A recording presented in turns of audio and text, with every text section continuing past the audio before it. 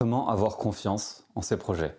C'est une des questions que vous m'avez posées et c'est une question qui m'a hanté pendant toutes mes études et qui me hante encore aujourd'hui.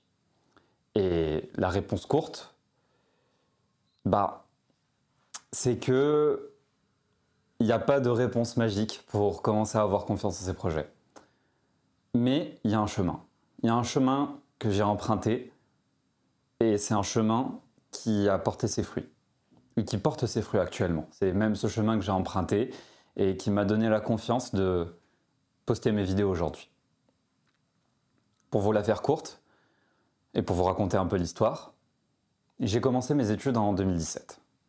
Et en 2017, je sortais fraîchement d'un bac scientifique au lycée Descartes. Et le truc, c'est que j'y connaissais rien en architecture.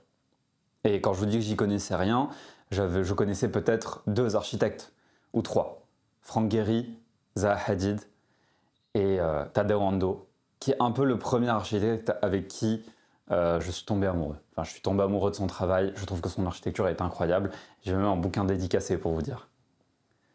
Et donc, j'arrive en école d'archi, et je suis là et je me dis, enfin des études que je kiffe, enfin quelque chose où je peux exceller, enfin, et quelque chose qui sera facile pour moi. Je pensais que ça serait automatique. Et en fait, la vie, elle a ce joli petit effet, cette jolie petite particularité de te foutre des baffes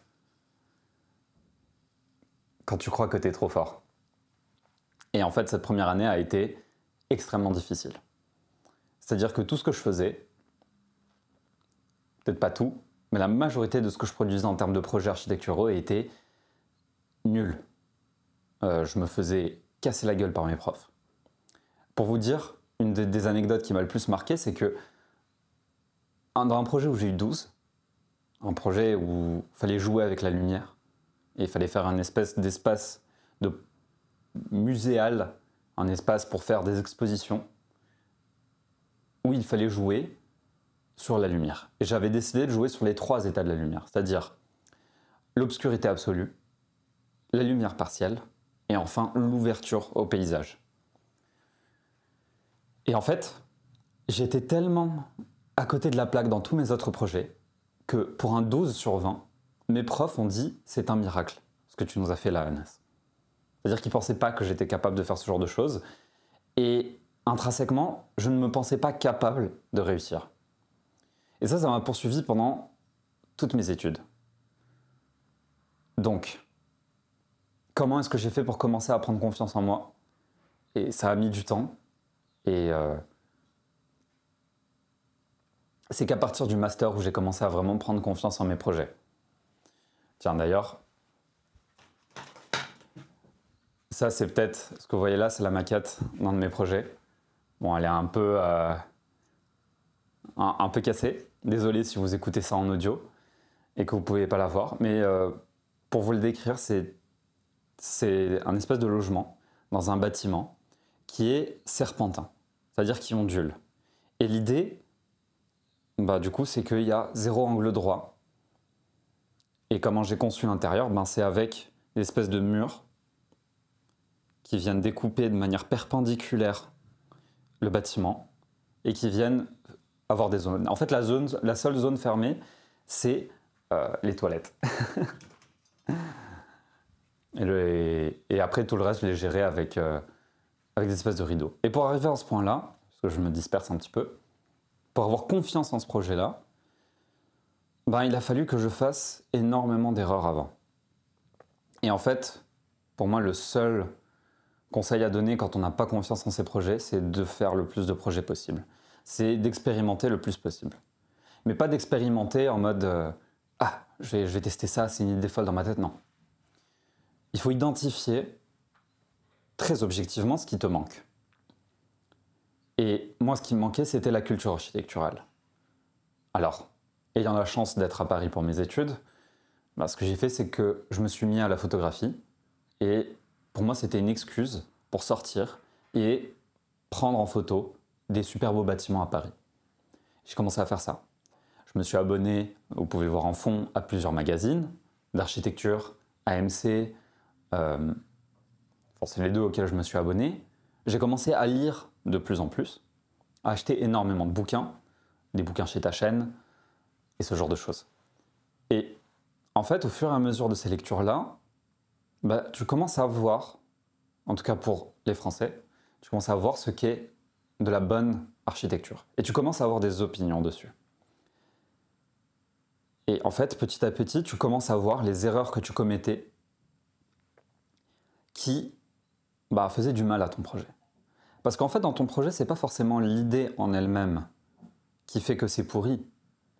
Et j'ai limite envie de dire que l'idée même derrière ton projet, ton parti pris architectural, c'est même pas le plus important. C'est peut-être, en tout cas dans tes premières années d'architecture, c'est l'exécution qui pêche.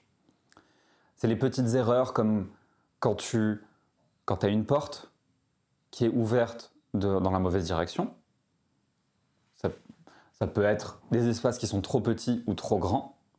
Ça peut être le fait qu'il n'y a pas une bonne structure, ta structure n'est pas réaliste et ton bâtiment ne tient pas.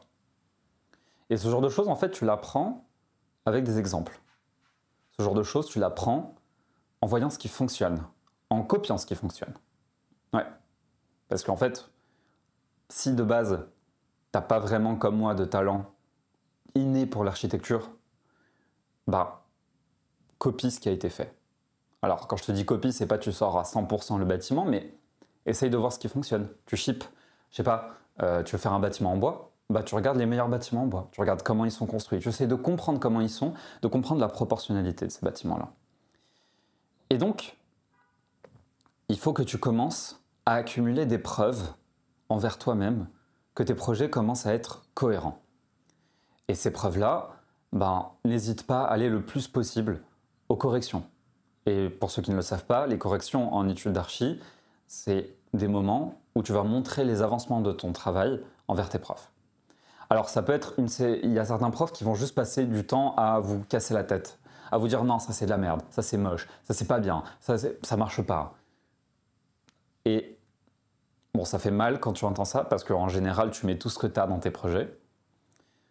Mais c'est aussi des conseils extrêmement précieux. C'est-à-dire que tu dois garder en tête ta ligne directrice, ce que tu veux faire avec ton projet, mais tu dois prendre en compte les critiques pratiques que font tes professeurs. Quand ils te disent, généralement, c'est « Ah, ton couloir est trop grand, tu pourrais l'arrêter plus tôt. » Ou bien « Ah, fais gaffe, je sais pas, cet espace est trop grand. » En fait,